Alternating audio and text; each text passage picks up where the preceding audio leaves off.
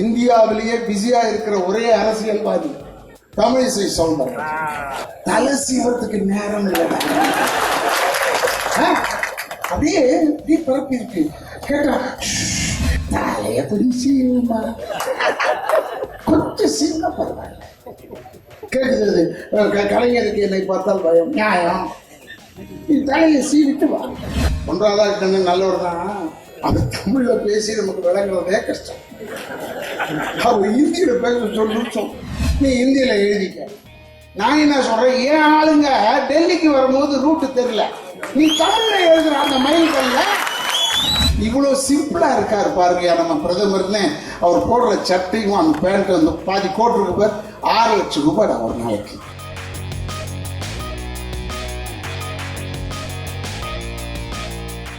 BJP வராது, அது வேற. ஆனா இந்த இந்திய திணிப்பதை நாம் எதிர்க்க வேண்டும் சொல்றேன்.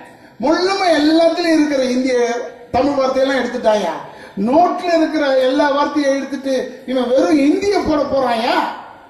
அதுக்கு சொல்றேன்.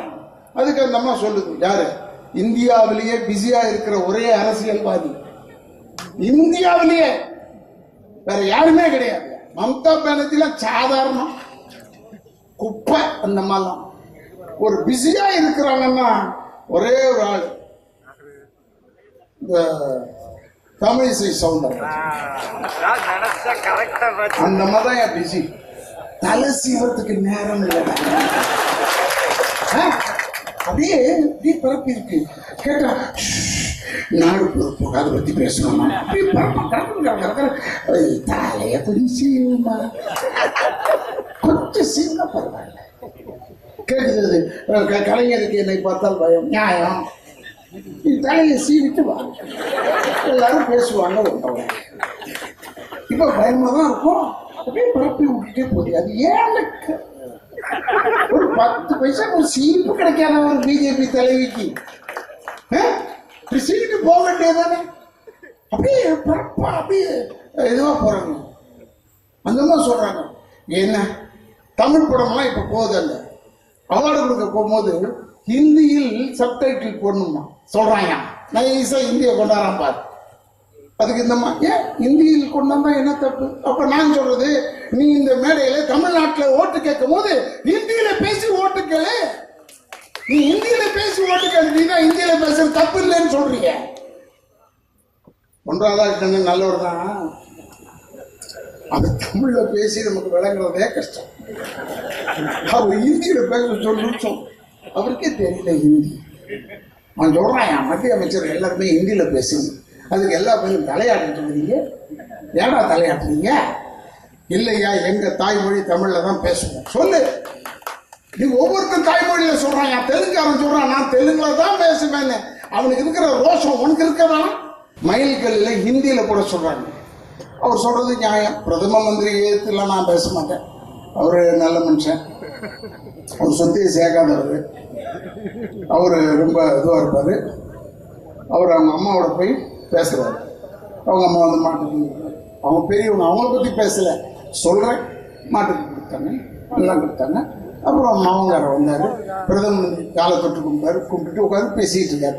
இதெல்லாம் எடுக்கிறதுக்கு நீ யார்கிட்டயா சொல்லி தானே எடுத்திருப்ப. அவங்களா வந்து எடுத்தாங்களா? இது ஏன் நான் சொல்றேன்னா, நடிப்புக்காக இதை போட்டு உன்னை ஜனங்கிட்ட போட்டு இவ்வளோ சிம்பிளா இருக்காரு பாருங்க நம்ம பிரதமர்னு. அவர் போடுற சட்டையும் அந்த பேண்ட் வந்து பாதி கோட் இருக்கு, 6 லட்சம் ரூபாய் ஒரு நாளைக்கு. 6 லட்சம் ரூபாய். நானும் தேடி பார்க்கிறேன். 6 லட்சம் ரூபாய்க்கு பார்த்தாலும் பயப்படுறேன். ஒரு மொத்தப்பட சம்பளமும் ஓடி போயிடுமோன்னு பயமா இருக்கு. அவரு நோகாம இருக்காரு. முகத்துல ஒரு சாதம் இல்லடா அப்பா. ஒரு மௌனம் நான் பார்க்கிறேன். இங்க எல்லாம் இவ்வளவு பிரச்சனை நடக்குது. அதெல்லாம் விட்டுட்டார். தமிழ்நாட்டுக்கு வராரு பிரதமர். நான் சந்தோஷப்பட்ட, பரவாயில்ல பிரதமர் வராடுறான்னு.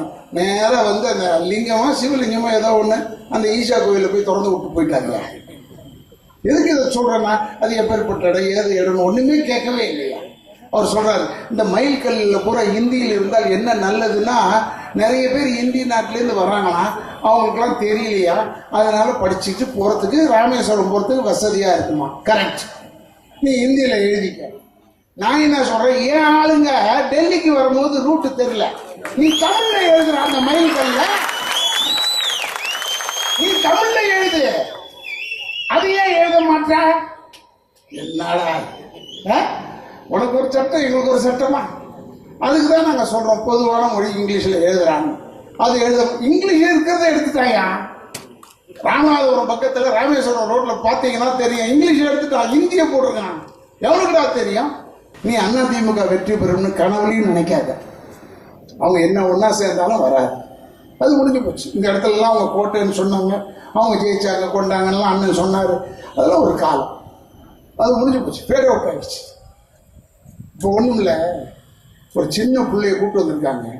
கூப்பிட்டு வந்து ஏப்பா ரஜினி சார் உன்னோட ஃபோட்டோ எடுக்கணும்னு சொல்கிறோம். ரஜினி சாரோட போய் ஃபோட்டோ எடுக்கலாமா, யாரோட ஃபோட்டோ எடுக்கணும்னு கேட்டோன்னு அந்த பையன் சொல்கிறானா, இல்லைங்க நான் அதர்வாவோட எடுக்கணும்.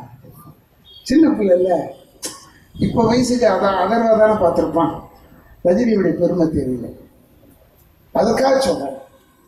ஆனால் நீ அப்படி அல்ல, இந்த திமுகவின் பெருமை தெரிந்து தளபதி அவருடைய பெருமை தெரிந்தவன், அருமை பெருமை தெரிந்தவன் நீ தான் வாக்களிக்க வேண்டும். ஏன்னா நீ வாக்களித்தால் தான் இளைஞர்களாகட்டும், வியாபாரிகளாகட்டும், இல்லை இங்கே இருக்கும் மக்களாகட்டும், எல்லாருமே சொல்றேன், நெசவாளர்கள் யாரா இருந்தாலும் சரி, உங்க அத்தனை பேரையுமே காப்பாற்றக்கூடியது அந்த திராவிட முன்னேற்ற கழகம் மட்டும்தான். உலகமெங்கும் பரவி இருக்கும் தமிழ் நெஞ்சங்களே, உங்கள் பகுதிகளில் நடக்கும் நிகழ்வுகள், போராட்டங்கள், பிரச்சனைகள், அதிகாரிகளின் அலட்சியத்தால் புறக்கணிக்கப்பட்டுள்ள திட்டங்கள், லஞ்ச புகார்கள் மற்றும் சமூக அவலங்களை இந்த உலகிற்கு வெளிச்சம் போட்டு காட்ட விரும்புகிறீர்களா?